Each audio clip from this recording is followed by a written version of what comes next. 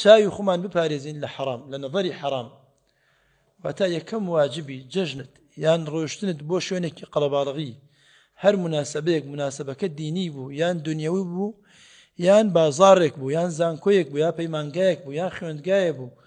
ئاگدار بە یەکەم واجبی تۆ چییە؟ چاوت لە حەرام بپارێزی. ئەوجا حەسان بن ئەبی سینان ڕەزا و ڕەحمەتی خوای لێبێ ئەڵێن خەرەجە یەوم العید ڕۆژی جەژن دەرچوو فقيل له ما رأينا عيدا أكثر نساء من هذا العيد إما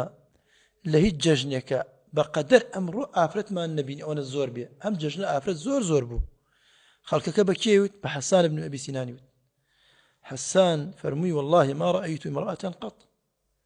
والله من هات مروش من آفرت من نبيني هيج نازم بس شيء كنيو آفرت لكيو بيني من نازم طبعا هم خلقك بينيوتي أو حالي شون بوا سباسكن حالي شون بوا حالي حسان بن سنان ركاتي قشت مال خزانكي فرمي به فلما عاد إلى بيته في يوم العيد قالت له كم امرأة حسنة إن نظرت إليها وكان آفرتي جوانت أمر سير كل الرقاي مزقوت الرقاي درشونت